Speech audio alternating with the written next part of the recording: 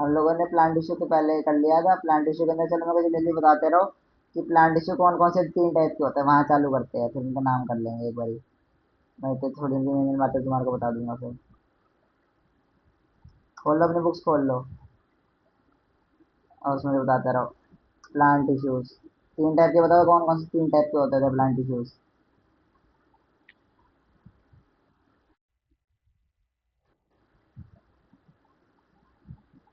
इससे वो नहीं है बस।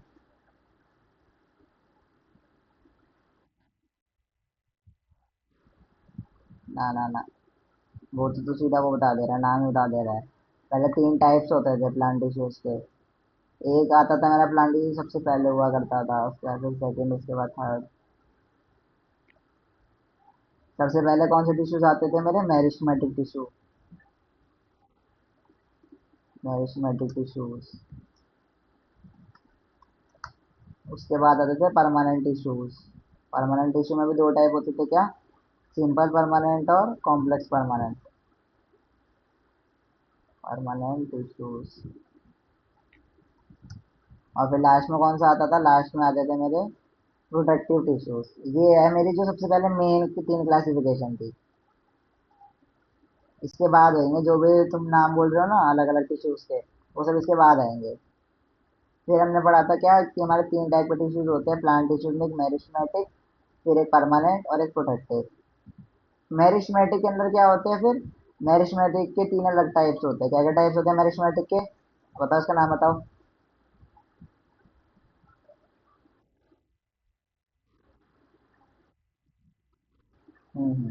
एपिकल, लेटरल और इंटरकैलरी। इसके अलावा भी कुछ होता है क्या? इसके अलावा भी कोई होता है क्या?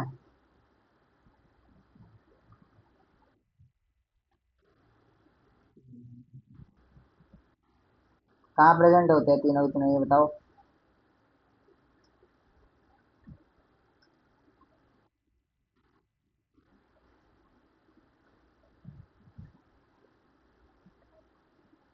देखो हाँ, एपिकल तो सबको याद रहता है क्योंकि एपिकल क्या है, सबसे ज्यादा टिप्स पे रहता है। कहाँ की टिप्स पे? स्टेम की और रूट्स की। दिक्कत आती है लेटर और इंटर कैलोरी याद करने में। फिर मैंने इंटर कैलोरी का एक बताया था कैसे याद करना है इंटर कैलोरी का। कैसे याद कर लो इसको? हाँ हाँ, इसमें एक वर्ड आ रहा है इंटर, मतलब ये कहाँ प्रेजेंट है? इंटर नोड्स पे। हाँ, इंटर नोड बोलते हैं या तो क्या बोलते हैं, सब नोड्स पे। फिर अगला था अपना क्या? Permanent issues. परमानेंट इश्यूज के क्या थे अपने? पहले तो दो टाइप थे परमानेंट इश्यूज के। कौन कौन से?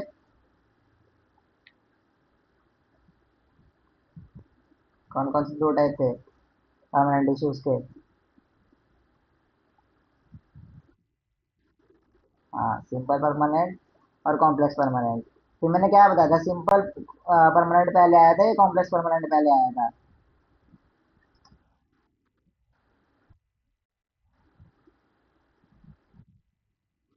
पहले सिंपल आया था। पहले सिंपल क्यों आया था?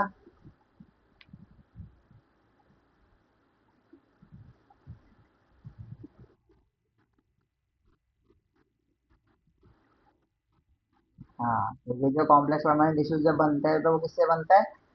मिक्सचर या फिर क्या कह सकते हैं, बंडल ऑफ क्या? Permanent, simple permanent issues. उसी से क्या बनता था मेरा? Complex permanent issue. और मेरिस्टेमेटिक टिश्यू पहले आया था या परमानेंट टिश्यू पहले आया था?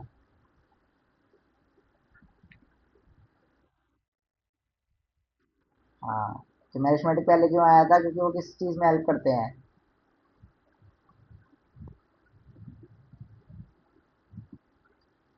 मेरिस्टेमेटिक पहले क्यों आया था?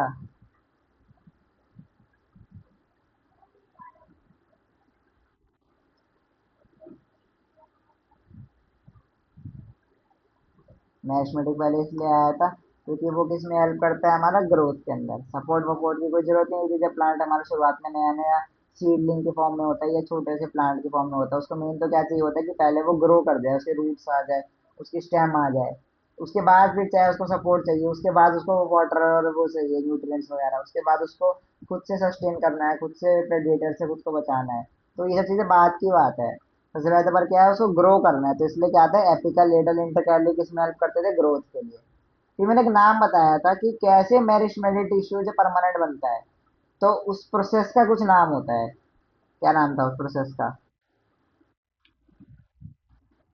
हाँ, डिफरेंशिएशन, उसको हम क्या बोलते हैं? जब हमारा मेरिस्टेमेटिक से परमानेंट बन जाता है उसको हम क्या बोलते हैं? डिफरेंशिएशन। और ऐसा हम क्यों बोलते हैं? क्योंकि क्या हुआ था, इसकी प्रॉपर्टीज डिफरेंट हो गई थी।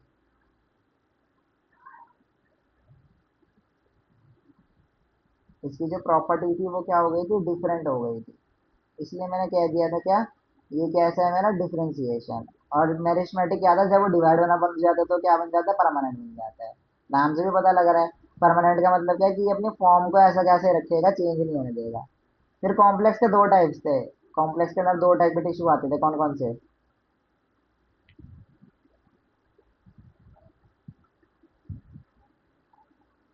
जैसे सिंपल में थे, पैरेंकाइमा, कॉलनकाइमा, स्टेरेनकाइमा। ऐसे कॉम्प्लेक्स में दो थे। कैसे थे बताओ, कौन क्या नाम थे उनके? कॉम्प्लेक्स में, कॉम्प्लेक्स परमानेंट।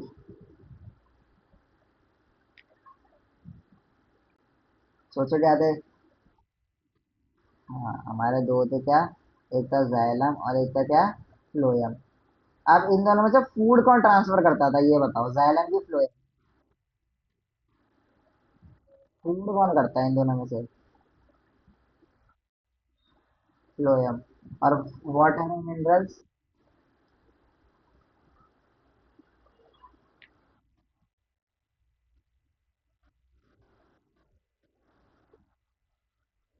हम्म। तो मुझे एक बात बताओ, जाइलम क्योंकि मेरा सिर्फ वाटर मिनरल्स कर रहा है, तो इसमें मोस्टली डेड थे या मोस्टली लिविंग थे? मोस्टली डेड थे इसके अंदर। और इसमें वाटर का फ्लो कैसा था, यूनिडायरेक्शनल या बाई डायरेक्शनल?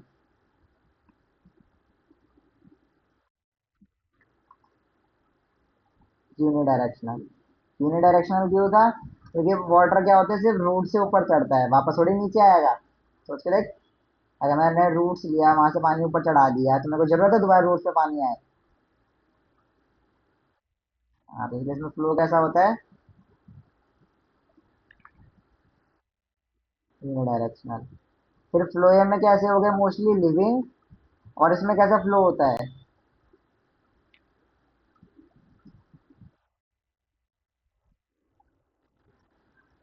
हाँ, फूड होता है। और कैसा फ्लो होता है इसके अंदर? By directional. क्योंकि क्या होता है, ये कहाँ प्रेजेंट होते हैं? ये स्टेम में प्रेजेंट होते हैं। और क्या होता है, ये लीव से फूड लेते हैं। और ऐसी बात तो है नहीं कि अगर लीव्स फूड देगी सिर्फ रूट्स को ही चाहिए, हो सकता है जो लीव्स है उसके ऊपर वाला जो प्लांट है उसको भी फूड चाहिए।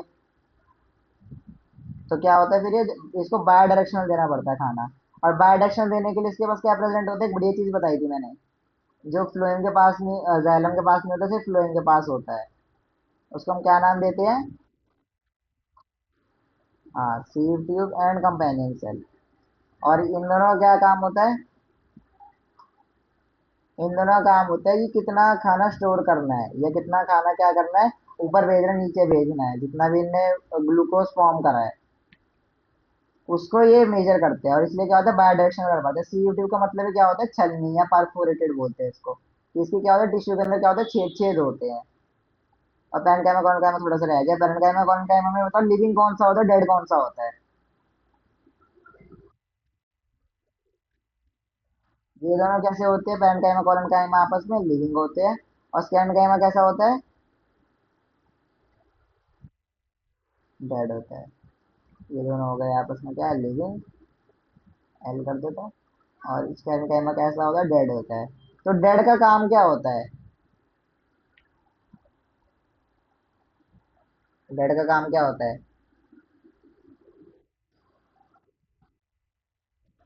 सपोर्ट देना। ठीक है। फिर लास्ट आ गया प्रोडेट टिश्यू। प्रोडेट टिश्यू में क्या था हमारे पास? एक ही नाम था, क्या नाम था वो?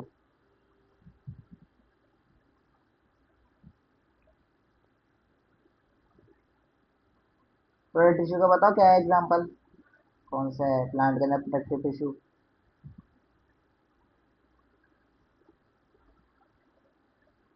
इसमें जो है इसका नाम क्या है? एपिडर्मिस। और एपिडर्मिस क्या होता है? डेड होता है, लिविंग होता है? डेड होता है।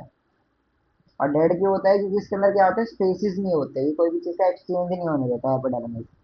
फिर हमने एक चीज पढ़ी थी क्या एपिडर्मिस के साथ ही, हमने एक चीज पढ़ी थी, उसको हमने क्या नाम दिया था? क्यूटिकल। क्यूटिकल क्या था?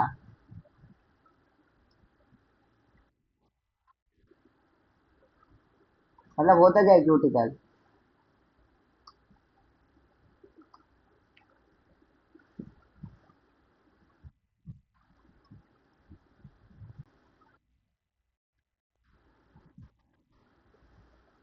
हाँ बोलो।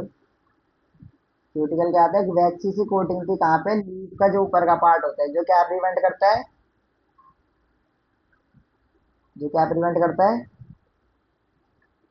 एक्सेस वाटर लॉस को, इवेपोरेशन के टाइम पे, ताकि टोमेटो से क्या हो, ज्यादा वाटर लॉस ना हो पाए। तो मुझे ये बताओ कि किसी भी डेजर्ट वाला जो प्लांट है उसमें क्यूटिकल ज्यादा मोटा होगा, या फिर जो ग्रीन रीजन हो गए, जैसे वहाँ रेन फॉरेस्ट वगैरह हो गए, वहां पे प्लांट से क्यूटिकल ज्यादा मोटा होगा, क्या लगता है?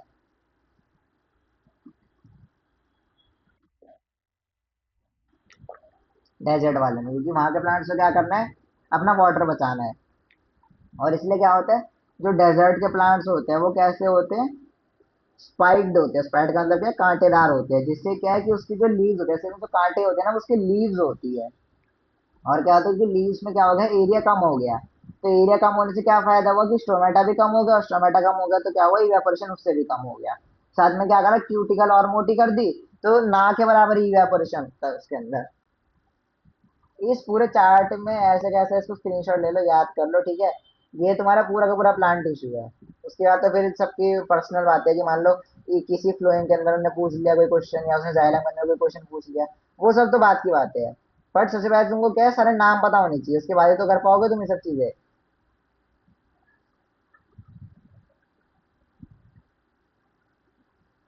इसका स्क्रीनशॉट ले लो जल्दी से।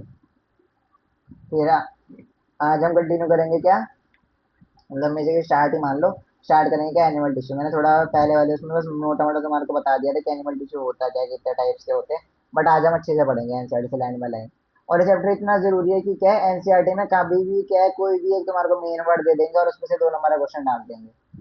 जैसे एक दो वर्ड, जैसे एक था लेटेक्स, एक था रेजिन, एक था ये क्यूटिकल, जो कहता है एनसीईआरटी में कहीं कहीं लिखा हुआ है। एक था कि वाटर कैसे ट्रेवल करता है जाइलम में, वो किससे करता है, जब स्टोमेटा से इवेपोरेशन होता है तो उसमें क्या होता है, सक्शन इफेक्ट, या फिर उसको क्या बोलते हैं, पुल इफेक्ट क्रिएट होता है।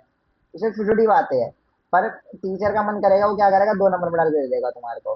तो तुमने एनसीईआरटी पढ़ी होगी तो ठीक है, बैग सेस करी होगी तो तुम कहानी बनाने में तो एक्सपर्ट हो ही, कुछ ना कुछ तो लिख के ही आ जाओगे। स्क्रीनशॉट ले लिया तो बताओ, फिर कंटिन्यू करूंगा।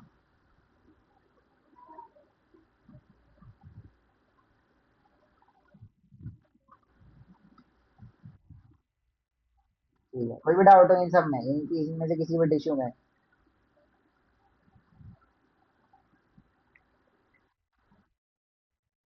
ठीक है, चलो अब एनिमल टिश्यू चालू करते हैं। एनिमल टिश्यू बड़ा आसान है, और इस बार के एनसीईआरटी में तो इसको और भी आसान करके लिखा हुआ है। ठीक है, तो तुम्हारे को मेन मेन क्या पढ़ना है, 3 से 4 टाइप के टिश्यू पढ़ने हैं। एक होगा तुम्हारा प्रोटेक्टिव टिश्यू, जैसे प्लांट्स में था प्रोटेक्टिव, ऐसे एनिमल में प्रोटेक्टिव है, वो क्या है, एपिथेलियल टिश्यू, जो क्या करता है, सभी जो जगह है, हाथ हो गया, पैर हो गया, ऑर्गन्स हो गया, लीवर हो गया, माउथ हो गया, स्मॉल इंटेस्टाइन हो गया, सभी क्या क्रिएट करता है, वॉल्स, दीवारें क्रिएट करता है।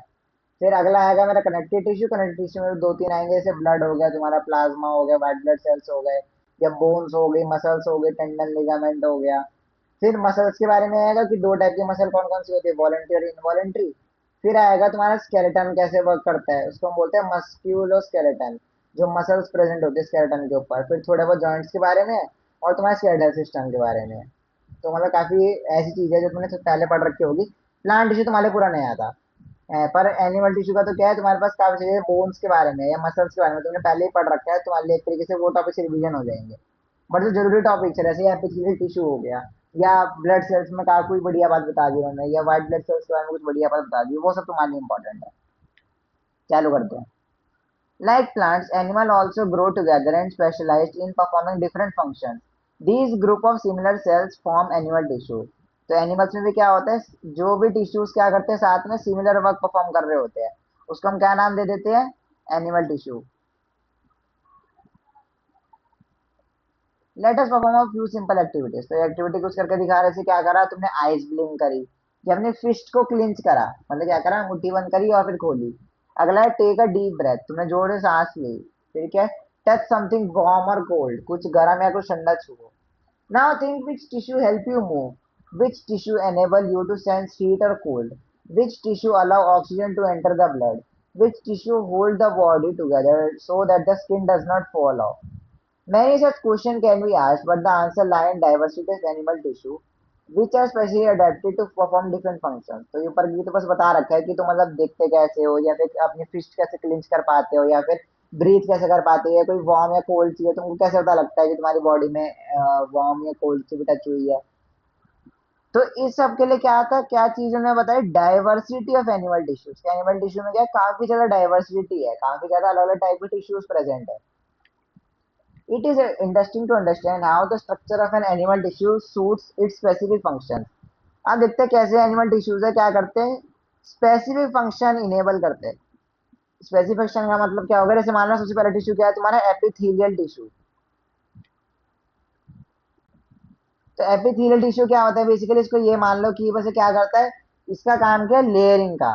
लेयरिंग मान लो, ये क्या बोल दो, कवरिंग का, कि मतलब किसी भी चीज को तुमको कवर करना है।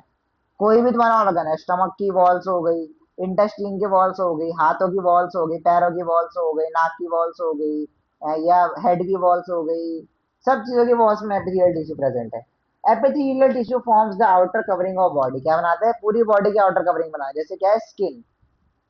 Also lines the internal organ such as the mouth, lung, blood vessel, intestine. और क्या करते हैं, अंदर जो बॉडी के ऑर्गन है उनको भी क्या करते हैं, लाइन कर देते हैं, जैसे ब्लड वेसल हो गए, लंग्स हो गए, इंटेस्टाइन हो गया। It is composed of closely packed cells, और किससे बने हैं ये, क्लोजली पैक्ड सेल्स, मतलब कि सेल्स के काफी ज्यादा क्लोज क्लोज है, तो क्या है, कोई भी सामान ना अंदर जा सकता है, कोई भी ना बाहर जा सकता है।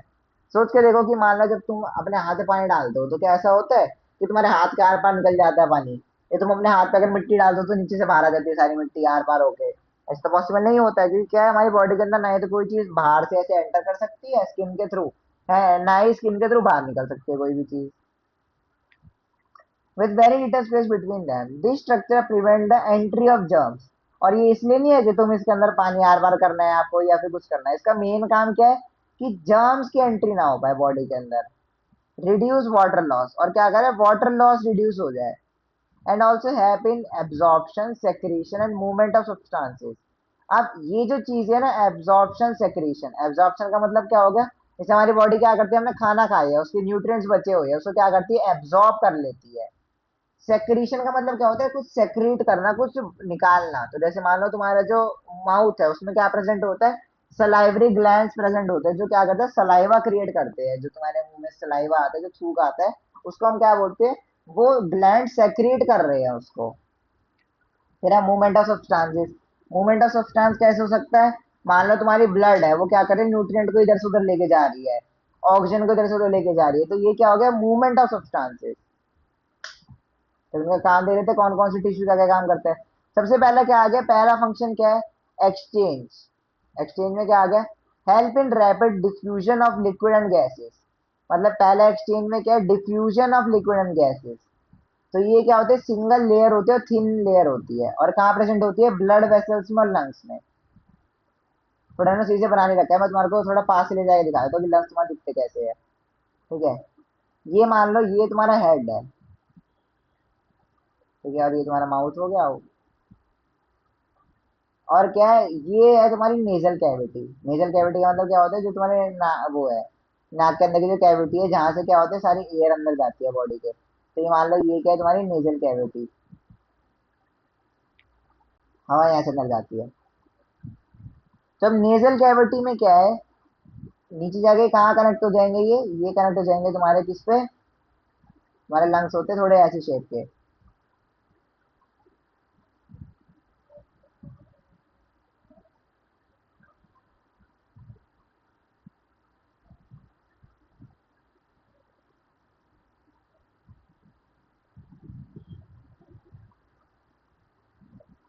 ऐसे होते हैं तुम्हारे लंग्स।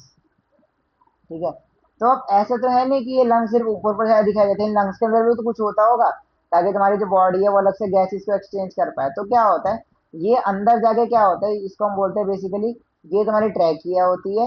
यहाँ पे मान लो अगर मैं इतना एरिया ये वाला निकाल दूँ तो, ठीक है, ये तुम्हारी ट्रैकिया, ट्रैकिया का बस काम क्या होता है कि जो हवा है उसको क्या करना, दोनों लंग्स में बराबर बांटना। ये काम किसका, ट्रैकिया का। फिर यहाँ पे ब्रोंकाई, जो तुम ऐसे देखो डंडी जैसे, ब्रोंकाई क्या करते हैं, एंट्री पॉइंट होते हैं। और इसके बाद क्या प्रेजेंट होता है, ब्रोंकियाई। ब्रोंकियाई क्या होती है, ब्रोंकियस हमारी दिखती है ऐसे करके। इसके अंदर भी कहते हैं स्टेम के स्ट्रक्चर होते हैं, छोटे छोटे वेसल्स के कनेक्शंस होते हैं, तुम्हारे पूरे लंग्स के अंदर फैले हुए होते हैं ये।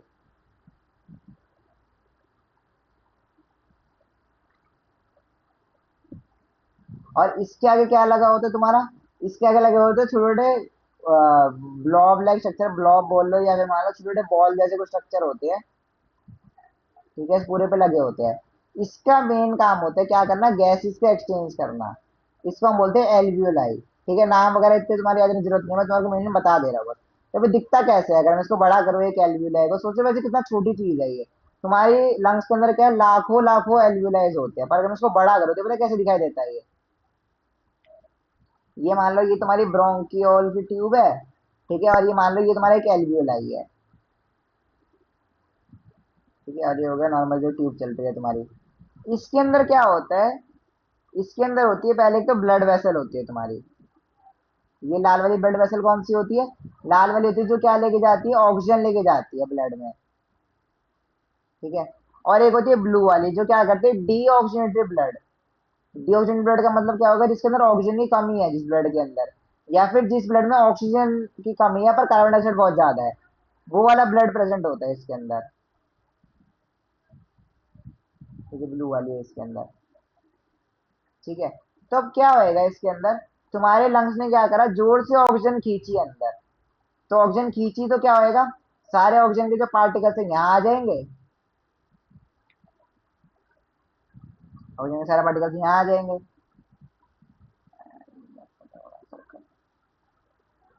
और जैसे ऑक्सीजन के पार्टिकल्स यहाँ आएंगे, तो क्या आएगा, ये जो दीवारें होती है ना, ये वेसल्स की, जो ये ब्लू वाली वेसल है, इसकी बहुत पतली पतली दीवारें होती है। तो क्या होगा, इन पतली दीवारों के अंदर क्या है, जो ब्लड दौड़ रहा है वो ऐसे नहीं कि ब्लू कलर का है, बस क्या उसमें ऑक्सीजन नहीं है तो हम उसको ब्लू से दिखा देते हैं। इसके अंदर क्या प्रेजेंट है, कार्बन डाइऑक्साइड प्रेजेंट है, इस ब्लड के अंदर ज्यादा कार्बन डाइऑक्साइड। तो क्या होगा, हमारा जो ब्लड है वो क्या करेगा, ऑक्सीजन को खींच लेगा अपनी तरफ, और क्या करके जो कार्बन डाइऑक्साइड है, क्या करेगा, लंग्स में बाहर फेंक देगा। क्या बोला मैंने, कार्बन डाइऑक्साइड को क्या करेगा, बाहर फेंक देगा, और जो ऑक्सीजन है उसको क्या कर लेगा, अंदर खींच लेगा। तो इससे क्या होगा, ये वाली जो पूरी वेसल है ये आगे जाके क्या हो जाएगी, ऑक्सीजन रिच हो जाएगी। तो जब ये नीचे जाती है तो क्या होती है, ये जाके ऑक्सीजन रिच हो जाती है। तो ये होता है तुम्हारे लंग्स के अंदर ये सब होता है। तो अब क्योंकि इतना बारीक काम होना है, मतलब तुम्हारे को गैस एक्सचेंज कराने हैं, तो ये मतलब दीवारें बहुत पतली होनी चाहिए, तो मतलब यहाँ का जो एपिथेलियल टिश्यू होता है वो कैसा होता है, बहुत पतला होता है। तो ये चीज लिखी हुई है क्या, single layer of thin flat sales, मतलब क्या एक ही लेयर होती है, और कैसे सेल्स होते हैं, फ्लैट होते हैं, मतलब लेटे हुए होते हैं, चपटे होते हैं, साथ में क्या सिंगल लेयर के ही होते हैं, ताकि क्या हो सके, गैस आर पार जा सके। ऐसी ब्लड वेसल्स के अंदर भी क्या होती है, लेयर पतली होती है, लंग्स की भी लेयर पतली होती है। इसमें कोई डाउट होता है पहले वाले में।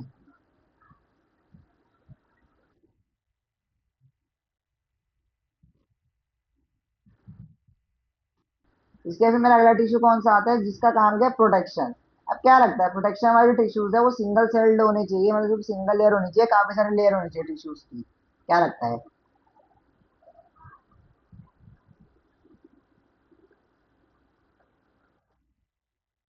बहुत सारी लेयर होनी चाहिए, क्योंकि क्या होएगा, बाई चांस मान लो अगर ऊपर की एक आधी लेयर डैमेज हो भी गई तो क्या है, नीचे और भी लेयर्स है, तो वो क्या होगा, स्ट्रक्चर खराब नहीं होएगा।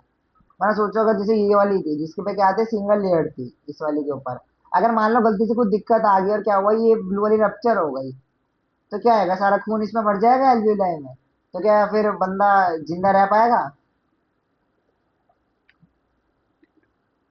रह पाएगा क्या, अगर मान लो ये ब्रेक हो गई किसी तरीके से, तो फिर क्या आएगा, यहाँ से तो पूरा ब्लड आ रहा है पर यहाँ पे क्या है, इसको अगर रास्ता ही नहीं मिलेगा तो क्या आएगा, पूरा एल्वियोलाई के अंदर भर जाएगा ये, तो कैसे बंदा जिंदा रह पाएगा,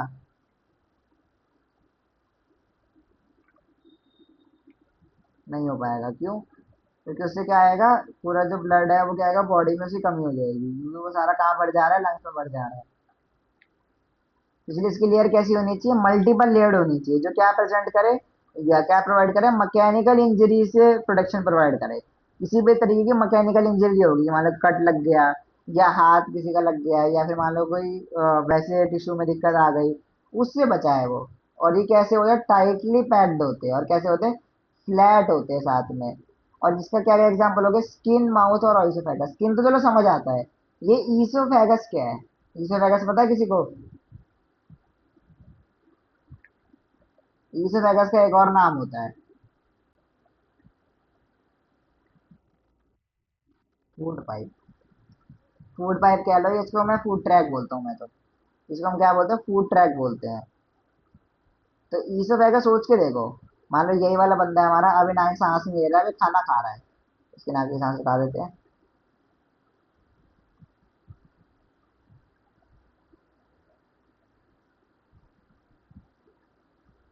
ठीक है, अब मान लो ये क्या कर रहा है, खाना खा रहा है। मेरे बंदा ही चला गया। चलिए खाना खा रहा है मान लो, तो ये हो गई इसकी क्या, ईसोफेगस। कि ये खाना क्या आएगा, ऐसे पूरा नीचे जाएगा, और नीचे कहाँ चले जाएगा, नीचे कहाँ चले जाता है खाना,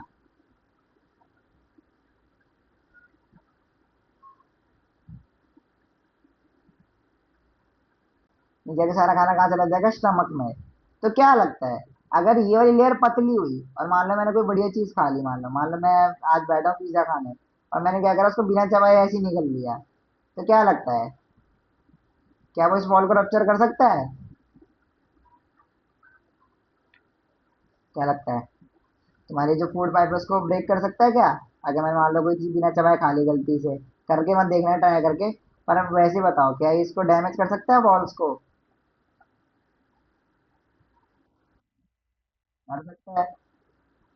बट अगर मान लो ये मल्टी लेयर्ड हुआ, मल्टी लेयर्ड का मतलब क्या, मान लो थोड़ी सी लेयर डैमेज हो गई, बट इसके बाहर क्या और भी दीवारें बनी हुई है इसी के लेयर्स की, तो क्या आएगा, मान लो अगर गलती से कभी हो भी गया कि बाहर की लेयर में दिक्कत आ गई, तो या फिर मान लो अंदर की लेयर में दिक्कत आ गई, तो क्या आएगा, बाहर की लेयर्स तो है ही, तो कभी भी ऐसा नहीं होएगा कि यहाँ खाना निकल के कहीं और चला गया, पेट में नहीं जा पाया, ऐसा नहीं होएगा। तो इसलिए क्या है, ये कैसी है, प्रोडक्टिव है, और क्या है, लॉक्ड है, एकदम टाइटली पैक्ड है, कि छेद नहीं है बिल्कुल भी, यहाँ से आएगा तो खाना पेट में जाएगा, उसके बाद ही होगा सर जो होना है, ऐसा नहीं कि यहाँ से निकल के तूने पिज्जा खाया और ये निकल के लीवर में चला गया, ऐसा नहीं होएगा। तो इसलिए कहाँ प्रेजेंट होती है, स्किन, माउथ और ईसोफेगस में। अगला आ गया सेक्रीशन। सेक्रीशन का मेन काम क्या होगा, सेक्रीट करना या फिर क्या करना, कुछ चीज प्रोड्यूस करके बाहर निकालना। जैसे क्या हो गया, म्यूकस हो गया, म्यूकस कहाँ प्रेजेंट होता है, पेट में प्रेजेंट होता है। और म्यूकस का काम क्या होता है, जो पेट में एसिड बन रहे होते हैं, डाइजेस्टिव एंजाइम हो गया, हाइड्रोक्लोरिक एसिड वगैरह हो गए, उससे हमारे पेट की दीवारों को बचा के रखना, वो काम किसका है, म्यूकस का। ये जो पूरी इसकी वो है, तो ये किससे बनी होती है, ये म्यूकस सेक्रेट होता रहता है, ताकि क्या हो, कि हमारे पेट में जितना भी वो है एसिड बन रहा है, वो क्या करे, इसकी दीवारों पर टच ना हो जाए, वरना वो एसिड इतना खतरनाक है कि जो ब्लू वाली दीवार है, से क्या कर सकता है, एक सेकंड में रप्चर कर सकता है, या तोड़ सकता है, या फिर पिघला सकता है। साथ में और कहाँ प्रेजेंट होता है, सेक्रीशन एंजाइम्स में। एंजाइम जैसे क्या हो गए, मान लो डाइजेस्टिव एंजाइम हो गया, जो हमारे ब्रेन एंजाइम्स का, जैसे डोपामिन हो गया कि जब हमारे तुम बहुत खुश होते हो, हैं, या फिर बाकी कोई एंजाइम्स हो गए जो हमने उसमें पढ़े थे रिप्रोडक्शन वाला चैप्टर में, एस्ट्रोजन हो गया, प्रोजेस्टेरॉन हो गया, टेस्टोस्टेरॉन हो गया, वो सब भी तुम्हारे एंजाइम्स, मान लो हार्मोन्स हो गए अलग अलग, स्वेट हो गया, सलाइवा हो गया, ये सब क्या करते हैं, सेक्रीशन वाले एपिथेलियल टिश्यू करता है। और इसका क्या होता है काम, स्पेशलाइज टिश्यू होता है, इसका काम क्या है, पहले तो प्रोड्यूस करना है एंजाइम को, और क्या करना है, उसको रिलीज करना है। उसका क्या नाम होता है, क्यूबॉइडल या फिर कॉलमनर। कैसी शेप के होते हैं, क्यूबॉइडल या कॉलमनर। फोटो बना के देखो, जैसे ये वाले हो गए, ये जैसे फोटो है, ये क्या है, क्यूबॉइडल या कॉलमनर। ये वाली, सॉरी ये वाली, ये कैसी शेप के लग रहा है, क्यूबॉइड, डस्टर शेप होता है, डस्टर क्यूबॉइड शेप का होता है ना, तो इसके कैसे लग रहे हैं ये।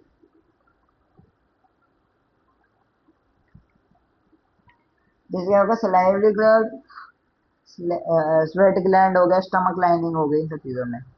अगला हो गया सेंसरी फंक्शन। सेंसरी फंक्शन कौन करता है, जैसे स्मेल हो गया, टेस्ट हो गया, साउंड हो गया, बैलेंस हो गया, ये सब वो करते हैं जिन रिसेप्टर्स के पास क्या होता है, सीलिया होता है।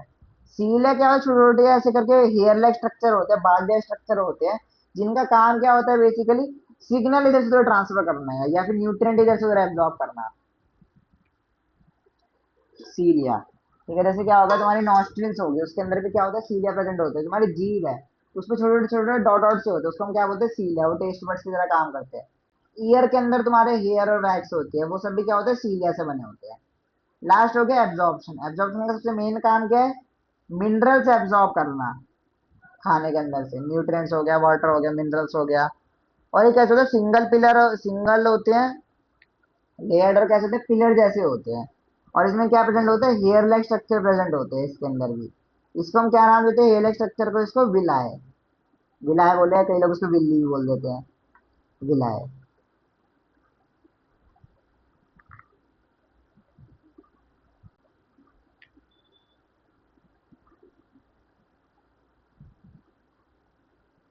और ये कहाँ प्रेजेंट होता है, स्मॉल इंटेस्टाइन की लाइनिंग पे।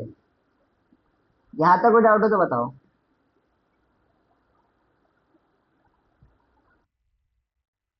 नहीं है। अब ये जो टिश्यूज होते हैं, इनका कुछ नाम होता है, पुरानी वाली एनसीईआरटी में थे, ठीक है, नई वाली एनसीईआरटी में नहीं है।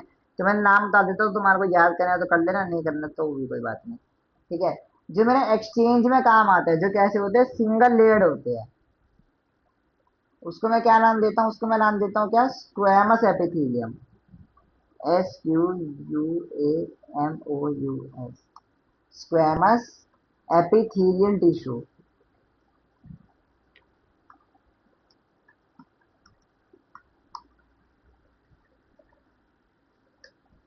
और इसको स्क्वेमस क्यों बोलते हैं, क्योंकि ये कैसे होता है, स्क्वायर शेप के होते हैं, और क्या होता है, फ्लैट फ्लैट से होते हैं। अब अगला होगा जो ये मल्टी लेयर्ड का होता है, जिसमें क्या होता है, काफी सारी लेयर्स एक साथ आती है, उसको मैं बुलाता हूँ क्या, स्ट्रेटिफाइड स्क्वेमस। स्ट्रेटिफाइड एक वर्ड एक्स्ट्रा क्यों जुड़े, क्योंकि क्या है, इसमें स्ट्रेट लाइन में क्या है, एक के ऊपर एक के ऊपर एक के ऊपर एक क्या लेयर बने जा रही है, इसलिए मैं इसको क्या नाम दे देता हूँ, स्ट्रेटिफाइड स्क्वेमस एपिथेलियल टिश्यू। तो मैं छोटा छोटा जो मेन मेन है वो लिख देता हूँ, स्ट्रेटिफाइड स्क्वेमस।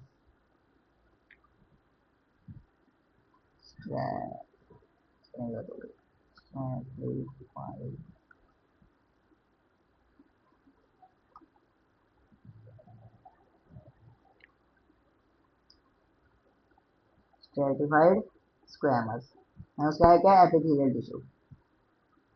इसके बाद क्या है, जो मेरे ग्लैंड्स में प्रेजेंट होते हैं, ग्लैंड्स के नाम से पता लग रहा है ग्लैंड से प्रेजेंट है, तो क्या नाम होना चाहिए इसका, इसका नाम होता है ग्लैंडिलियर टिश्यूज। ग्लैंड्यूलर एपिथेलियल टिश्यू बोल लो या फिर ग्लैंडुलर टिश्यू बोलो, एक ही बात है। Glandular, glandular epithelium. ठीक है। एपिथीलियम और एपिथीलियल में क्या फर्क है, एपिथीलियल का मतलब क्या है, बहुत सारों की एक साथ बात कर रहा हूँ बस मैं। एपिथीलियम का मतलब क्या है, कि बस एक टिश्यू की बात कर रहा हूँ, उस वाले टाइप की। तो मतलब ऐसे ये नहीं होना कि वर्ड अलग अलग क्यों लिखे हैं, ऐसा कोई बात है क्या, कुछ भी लिख सकते हो, एपिथीलियल भी लिख सकते हो। पर फिर उसे अगर टिश्यूज कर देना, एपिथीलियल टिश्यूज, देखो सॉरी टिश्यू। और एपिथीलियम करोगे तो एपिथीलियम खुद में पूरा वर्ड है, उसमें आपको टिश्यू लगाने की जरूरत नहीं है फिर। अब जो यहाँ प्रेजेंट होते हैं, जिसका क्या काम होता है, रिसेप्टर होते हैं, सीलिया प्रेजेंट होते हैं। ठीक है। वो कैसे होते हैं मेरे, लंबे लंबे होते हैं, ग्लैंड्यूलर हो गए, जो ग्लैंड से प्रेजेंट होते हैं। हाँ, कहा था मैं। हाँ, जो क्या होते हैं, तुम्हारे टेस्ट वेस्ट में हेल्प करते हैं। इसको मैं क्या बोलता हूँ, सीलिएटेड, इसमें सीलिया प्रेजेंट है। इसको मैं नाम क्या देता हूँ, सीलिएटेड, सीलिएटेड एपिथेलियम टिश्यू। फिर लास्ट आ गया मेरा क्या, जो पीले लाइक स्ट्रक्चर होता है, उसके ऊपर क्या प्रेजेंट होता है, विलाय। तो पीले लाइक स्ट्रक्चर से विलाय प्रेजेंट होता है, उसको मैं क्या नाम देता हूँ, उसको मैं नाम देता हूँ कॉलमनार।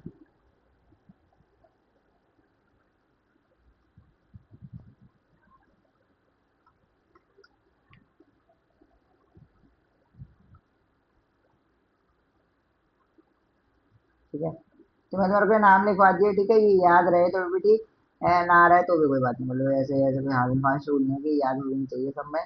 बट ये वाले जो टेबल है, जो एनसीईआरटी में दी हुई है, वो ऐसी कैसी याद होनी चाहिए, क्योंकि जो भी चीज एनसीईआरटी में दे देता है वो तो याद फिर होनी ही चाहिए, उसमें फिर आप वो नहीं कर सकते हो कि हाँ मतलब ये याद नहीं कर रहा मैं, वो याद नहीं कर रहा। ठीक है, यहाँ तक कोई डाउट हो तो बताओ, इसके ज्यादा स्क्रीन शॉट ले लो।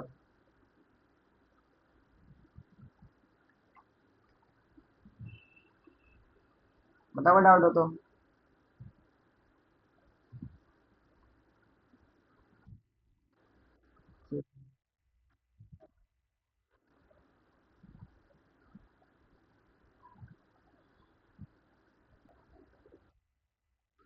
ठीक है। अब इसके बाद है कि हमारी जो बॉडी पार्ट्स होते हैं, हमने ये तो देख लिया कि उसको प्रोटेक्ट कौन कर रहा है, उसको लेयर कौन दे रहा है। अब हमको ये देखना है कि उसको कनेक्ट कौन कर रहा है। कनेक्ट का मतलब क्या है कि मान लो हमारा जो ऑक्सीजन है वो लंग से बाकी बॉडी में गया जा रहा है, या फिर जो हमारी बॉडी में जो फूड है वो माउथ से लेके लार्ज इंटेस्टाइन होता है, स्मॉल इंटेस्टाइन तक कैसे जा रहा है, या फिर जो सिग्नल है वो हमारे ब्रेन से निकल के, मान लो कि अब मैंने कोई गर्म चीज छू ली तो मेरे हाथ तक कैसे जा रहा है। तो वो सब चीज का काम किसका होता है? कनेक्ट कनेक्टिव टिश्यू का। इसका काम क्या है? कनेक्ट करना।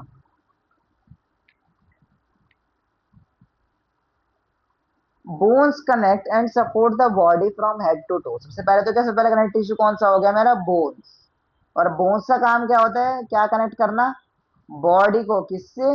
हेड से लेके पैरों तक, हर चीज से कनेक्ट करना बॉडी में। A tissue that connects and support other tissue is called क्या? Connect tissue. मतलब इस टिश्यू का काम क्या है? एक तो ये सपोर्ट करेगा, साथ में क्या करेगा? कनेक्ट करेगा। किसको? दो या उससे ज्यादा अलग टिश्यूज को। इसके सबसे प्राइमरी एग्जांपल क्या हो गया? एक हो गया ब्लड, और एक हो गया क्या? बोन। और एक ऐसे आपस में कनेक्टिव टिश्यू है दो। Both are connective tissue, they differ in composition and consistency. But भले ही दोनों ये तुम्हारे कनेक्टिव टिश्यू है, पर दोनों में क्या क्या अलग चीज है? एक तो दोनों के अंदर की क्या डिफरेंस है? कॉम्पोजिशन। कॉम्पोजिशन का मतलब क्या होगा कि ये बनते कैसे हैं। अब ब्लड तो किससे बनता है तुम्हारा? अलग अलग न्यूट्रिएंट्स हो गए, मिनरल्स हो गए, व्हाइट ब्लड सेल हो गए, रेड ब्लड सेल्स हो गए, प्लेटलेट्स हो गए, प्लाज्मा हो गए, इन सबको मिला के बनता है तुम्हारा क्या? ब्लड बनता है। और बोन किससे बनता है? कैल्शियम हो गया, फॉस्फेट हो गया, बाकी मिनरल्स हो गए, बोन मैरो हो गया, इन सब चीजों से मिलके बनता है। साथ में क्या? कंसिस्टेंसी। कंसिस्टेंसी का मतलब क्या होता है? फ्लूइड। तो क्या होता है? ब्लड कैसा होता है? फ्लूइड होता है। मतलब क्या होता है? बह सकता है, वो लिक्विड होता है। पर बोन कैसे होती है? एकदम सॉलिड हार्ड होती है, यानी कंसिस्टेंसी भी अलग होती है। Blood is fluid while the bone is hard. The difference is due to matrix, which is water, soft and jelly-like in blood, but hard, solid and rigid in bones. और दोनों के अंदर मैट्रिक्स के बारे में बताया हुआ। ब्लड का मैट्रिक्स कैसा होता है? वाटरी, पानी जैसा, सॉफ्ट होता है और थोड़ा जेली जैसा होता है। और जबकि बोन कैसी होती है? हार्ड होती है, सॉलिड होती है और रिजिड होती है। इसका थोड़ा पढ़ लेते हैं आप। अब एक चीज देखो, एक एक्सपेरिमेंट दिया हुआ है कि when you get a small cut on the skin, red blood ooze out from the cut. The clot is formed after some time. कि जब भी तुम्हारे हाथ पर कट लगता है तो शुरुआत में तो क्या होता है? तुम्हारे उससे ब्लड में से क्या निकलता है? तुम्हारे हाथ में से क्या निकलता है? हमारे हाथ पर कट लग गया तो खून निकलता है, लाल रंग का होता है वो खून। पर कुछ समय बाद क्या होता है? वो जो चोट होती है वो अपने आप क्या होती है कि उसमें से खून निकलना बंद हो जाता है, या फिर क्या होता है? वो अपने आप ही हील होने लग जाती है, उसमें क्लॉट आ जाता है खून का। तो क्या लगता है वो कौन करा रहा होगा? ऐसी एक और क्या है? When you get a skin infection the area turns red and perhaps slightly swollen, you may have fever. एक और चीज होती है कि जब भी तुम्हारा मान लो स्किन में कोई दिक्कत हो गई है, कोई इन्फेक्शन वगैरह हो गया, तो क्या होता है? तुम्हारी स्किन उतने एरिया से क्या होती है? रेड हो जाती है। और क्या होती है? तो कभी कभी सूज भी जाती है। जैसे मान लो अगर तुम्हारे मॉस्किटो बाइट हो गई, या मान लो किसी ने तुम्हारे को जोर से मार दिया, तो क्या होता है? उतने एरिया की स्किन क्या होती है? रेड हो जाती है। और क्या हो गया? जब तुम एक्सरसाइज या रन करते हो तो तुम्हारी बॉडी क्या करती है? ब्रीथ फास्ट करने जाए, तुम जोर जोर सांस लेने लगते हो। तो ये सब क्यों होता है हमारी बॉडी में? तो ये है हमारे ब्लड की वजह से। और ब्लड में क्या क्या प्रेजेंट है? पहला तो प्रेजेंट है रेड ब्लड सेल्स। यही वो सेल है जिसकी वजह से क्या होता है? हमारा ब्लड कौन से कलर का होता है? रेड कलर का है। और इसके अंदर क्या प्रेजेंट होता है? पिगमेंट प्रेजेंट होता है, इसका नाम क्या होता है? हीमोग्लोबिन। जो क्या होता है? आयरन रिच प्रोटीन होता है। ठीक है, तो हीमोग्लोबिन तुम्हारा दिखता कैसे है? हीमोग्लोबिन तुम्हारा स्ट्रक्चर होता है कि बीच में तो क्या है? Fe। Fe के अंदर तो क्या होता है? आयरन होता है। ठीक है। और क्या होता है? जब तुम ऑक्सीजन लेते हो, मतलब सांस लेते हो, तो क्या होता है? इसके आसपास क्या होता है? ऑक्सीजन चिपक जाता है इस आयरन के आसपास।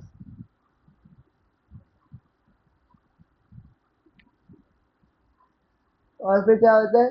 ये जो ऑक्सीजन है ये क्या होएगा? तुम्हारे खून से निकलेगा, और जहां जहां ऑक्सीजन की जरूरत है वहां वहां क्या करेगा? निकल जाएगा। तो ये ऐसा होता है ह्यूमरल स्ट्रक्चर। ये बीच का तुम्हारा जो गोला, तुमने फोटोज वगैरह में भी देखा होगा आरबीसी का, मैं दिखा देता हूँ चाहे तो।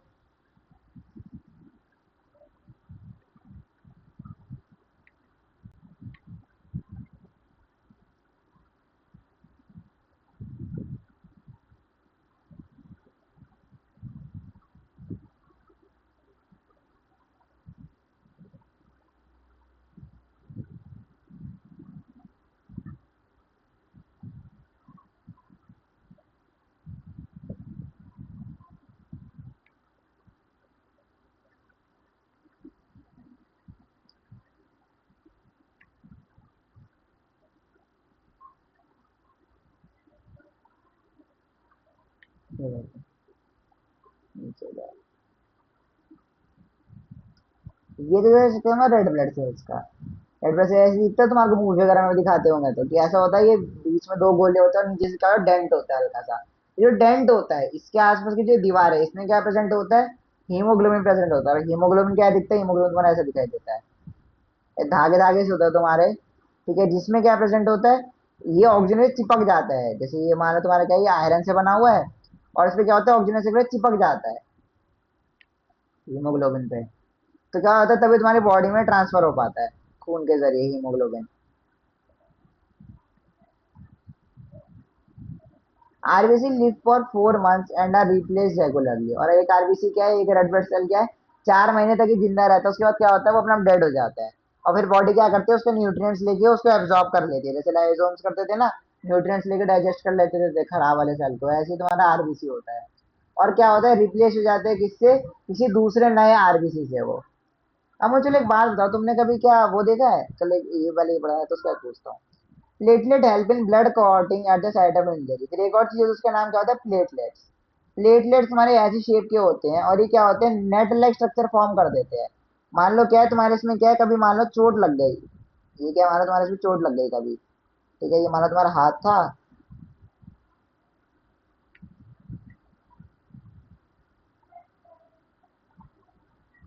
ठीक है, ये मान लो हाथ था और इसमें क्या हुआ, चोट लग गई, तो पहले तो क्या आएगा, इसमें से क्या करेगा, खून निकलेगा। पर बाद में फिर क्या है, कुछ समय बाद तुम देखोगे इसके ऊपर खून क्या है, जम गया है, क्यों, इस पे क्या आएगा, ऐसे करके एक लेयर आ जाती है और वो किसकी होती है, प्लेटलेट्स की होती है, जो क्या करती है, जितने भी ये मतलब मैश की तरह हो गए, जाली की तरह हो गया, जो क्या कर रही है, जितना भी नीचे रेड ब्लड सेल्स है, जितना भी नीचे खून है, उसको क्या कर ले रही है, ये अपने ऊपर चिपका ले रही है ऐसे करके, इसको बाहर नहीं जाने दे रही। तो सोचो ना, जैसे जाली होगी, जाली में से कुछ सामान बाहर नहीं निकल पा रहा है, तो इस वजह से क्या हो रहा है, जाली में की सारा खून अटक गया है। तो तुम्हें ऊपर से खून तो दिखाई देता है कि हाँ खून तो आ रहा है, बट कभी भी क्या है, वो बाहर नहीं निकलता है। तो ये हो गया तुम्हारा क्या, प्लेटलेट्स का काम। अब कईयों में क्या होता है, जैसे कोरोना के टाइम पे आया था कि लोगों के क्या हो गया था, प्लेटलेट्स वगैरह कम हो गए थे। या जैसे मान लो डेंगू वगैरह होता है या मलेरिया वगैरह होता है, उसके अंदर क्या होता है, प्लेटलेट्स कम हो जाते हैं बॉडी के। तो बॉडी की जो ये ब्लड क्लॉटिंग की वो होती है, क्या कह सकते हैं इसको, ब्लड क्लॉटिंग की जो क्षमता होती है, जो एबिलिटी होती है, वो क्या होती है, लेस हो जाती है। इस वजह से क्या उनकी बॉडी में क्या ब्लीडिंग कभी कभार हो जाती है, या जब ब्लीडिंग अगर थोड़ी बहुत भी होती है तो रुकती नहीं है।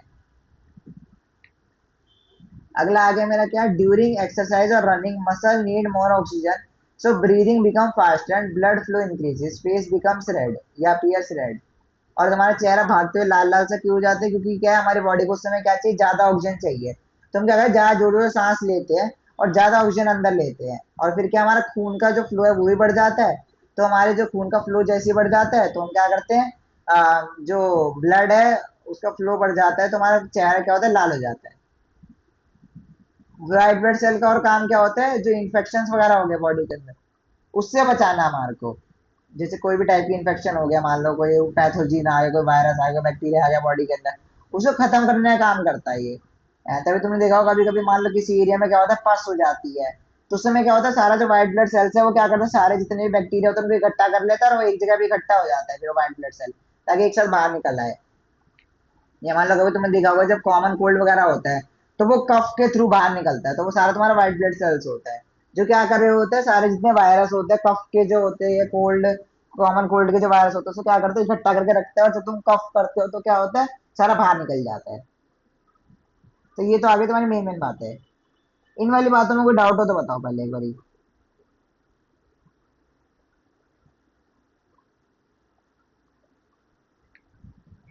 इन तीनों चीजों में कोई भी डाउट हो तो, व्हाइट ब्लड सेल, प्लेटलेट्स और रेड ब्लड सेल्स में।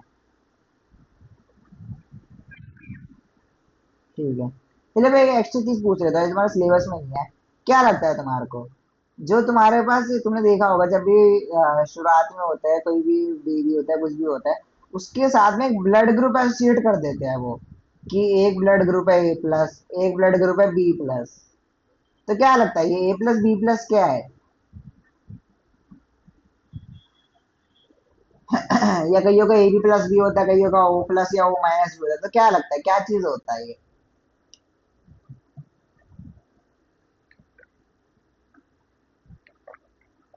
ऐसी एक्स्ट्रा बात है, नहीं भी बता तो कोई बात नहीं।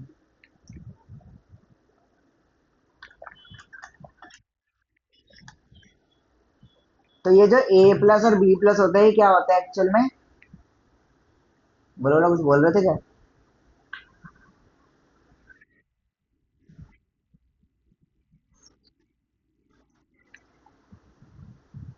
हाँ हाँ, ऐसे ही होता है। थोड़ा सोचो क्या चीज होता है।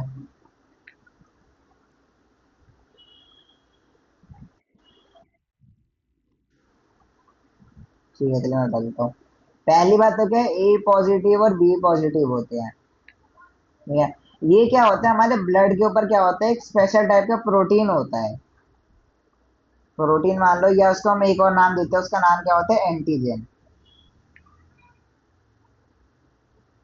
ठीक है। इसका बेसिकली काम क्या होता है कि हर प्रोटीन का अलग अलग काम होता है, तो ये भी क्या करता है, बस हमारी बॉडी की उसको बताता है। मान लो एक तरीके से क्या मान सकते हैं, थोड़ा इजी लैंग्वेज में क्या बोल सकते हैं इसको, थोड़ा एक्स्ट्रा बात है ये। पर इसका अंदर से कुछ वो नहीं है कि तुम्हारे को लगेगी पेपर में लिख के आना है ये वो। ये बस इसमें ये करता है कि तुम्हारी बॉडी में क्या है, इम्यूनिटी वगैरह डेवलप करने में हेल्प करता है। जैसे ए प्लस की इम्यूनिटी अलग होती है, बी प्लस की इम्यूनिटी अलग अलग होती है। तो बस ये बेसिकली इम्यूनिटी वगैरह डेवलप करता है। तो ये जो एंटीजन होते हैं ये क्या होते हैं, ये तुम्हारी बॉडी में बाय बर्थ प्रेजेंट होते हैं। उनका हम टेस्टिंग कैसे करते हैं, वो डॉक्टर क्या करता है, तुम्हारे ब्लड से क्या लेता है, थोड़ा सा खून थोड़ा सा ब्लड लेता है, और क्या करता है, उसको क्या करता है, इस ट्रे पे रखता है। और उसके अंदर क्या डालता है, मान लो ब्लड की एक ड्रॉप उसने यहाँ डाली, एक ड्रॉप उसने यहाँ डाली, और उसके अंदर फिर वो क्या करता है, एंटीजन ए, मतलब जो एंटीजन ए है ना, इसका रिवर्स सॉल्यूशन, रिवर्स सॉल्यूशन का मतलब क्या हो गया, जो इसके जो स्ट्रक्चर है उसको तोड़ दे, वो वाला सोल्यूशन डाल देता है वो ब्लड के ऊपर। इससे क्या होता है कि अगर बाई चांस तुम्हारा, मान लो तुमको पता नहीं है कि तुम्हारा जो ब्लड है वो ए प्लस है या बी प्लस है, बट अगर मान लो ये वाला क्या है, इसमें मैंने क्या डाला था, ए वाला सोल्यूशन डाला था, इसमें मैंने क्या डाला, बी वाला सोल्यूशन डाला, और क्या हुआ, इसमें क्लॉट्स बन गए, या फिर इसमें क्या हुआ, ब्रेकिंग हो गई बॉन्ड्स की। तो मैं क्या बोल दूंगा, जो बंदा है उसका ब्लड ग्रुप क्या है, ए पॉजिटिव है। और मान लो उसकी बाई चांस अगर बी की बॉन्डिंग टूट जाती है, तो हम उसको क्या बोलते हैं, उसके पास कौन सा है एंटीजन, बी एंटीजन है। बट एक केस और क्या आता है कि जब उसके पास क्या होता है, कोई भी नहीं टूटता, ना ही तो ए में टूटता ना ही बी में टूटता, तो हम उसको क्या नाम दे देते हैं, हम उसको नाम दे देते हैं ओ पॉजिटिव। ओ पॉजिटिव का मतलब क्या है, इसके पास कोई एंटीजन ही नहीं है, ना उसके पास ए एंटीजन है ना ही उसका बी एंटीजन है। तो उसके पास क्या है, हम उसको बेसिकली मैथ्स के लिए तो जीरो है ये, बट क्योंकि जीरो सुनने में अच्छा नहीं लगता है, क्योंकि साइंस में एबीसीडी चलती है, तो इसलिए उन्होंने क्या करा, एक रिजेम्बलेंस दे दी, कि इनने क्या करा, जीरो को रिजेम्बल किससे करा दिया, ओ से रिजेम्बल करा दिया, मतलब इसके पास क्या है, कोई भी एंटीजन नहीं है। और बाई चांस मान लो कि ये ए में भी टूट गया और बी में भी टूट गया, तो क्या आएगा उसमें, हम क्या बोलते हैं कि इसका ब्लड ग्रुप क्या है, ए बी ब्लड ग्रुप है, ऐसा कि इसके ब्लड में क्या है, ए एंटीजन भी है और बी एंटीजन भी है। थोड़ी ऐसी एक्स्ट्रा बातें मैं थोड़ा बता दूं ब्लड के बारे में, एक दो चीज एक्स्ट्रा, तुम्हें भी खुशी हो जाएगी, यहाँ चलो कुछ एक्स्ट्रा बता दिया। तो क्या होता है, बाई चांस अगर ए में भी टूट गया, ए में भी क्लॉट्स आ गए, बी में भी क्लॉट्स आ गए, तो हम उसको क्या बोलते हैं, उसका ब्लड ग्रुप क्या है, ए बी है उसका ब्लड ग्रुप। और ये इसलिए क्यों जरूरी होता है कि मान लो क्या होता है, अगर मान लो किसी का ब्लड ग्रुप ए प्लस है, ठीक है, उसकी बॉडी में एंटीजन ए प्लस है, तो उसके लिए जितने बाकी ब्लड ग्रुप्स है, जैसे बी प्लस हो गया, बी प्लस एंटीजन क्या है, उसके व्हाइट ब्लड सेल्स के लिए क्या है, जो व्हाइट ब्लड सेल्स है उसके लिए क्या है, ये हार्मफुल है। तो क्या करेंगे, व्हाइट ब्लड सेल्स को लगेगा कि अगर मान लो तुमने ए प्लस की बॉडी में क्या करा, बी प्लस वाले खून डाल दिया, तो व्हाइट ब्लड सेल क्या सोचेंगे कि कोई फॉरेन एनीमिया आ गया, पैथोजन आ गया, या कोई डिसीज कॉजिंग चीज आ गई, या कोई अनवांटेड चीज आ गई है, तो खत्म कर दो। तो क्या करेगा, व्हाइट ब्लड सेल आएंगे और क्या करेंगे, बी प्लस का जितना तुम ब्लड उसमें चढ़ा हो गया, वो क्या करेंगे, सबको खत्म कर देंगे। तो इवेंचुअली तो कोई फायदा हुआ ही नहीं, तुम्हारी बॉडी में वैसे ही खून कम था, तुमने बी वाला चढ़ा दिया खून, हाँ, पर तुम्हारी बॉडी का क्योंकि एंटीजन ए था, तो उसने क्या करा, सारे एंटीजन ए ने मिलके बी वाला खून जितना भी सारा खत्म कर दिया। तो उसे कुछ फायदा हुआ ही नहीं, तो इससे क्या हो सकता है, पेशेंट की हेल्थ वगैरह खराब हो सकती है। तभी तुम देखते होगे कहीं पे भी तुम जाते हो डॉक्टर वॉक्टर के उधर भी सबसे तुम्हारा ब्लड ग्रुप पूछते हैं कि तुम्हारा ब्लड ग्रुप क्या है। ठीक है, ये वाली बात समझ आई?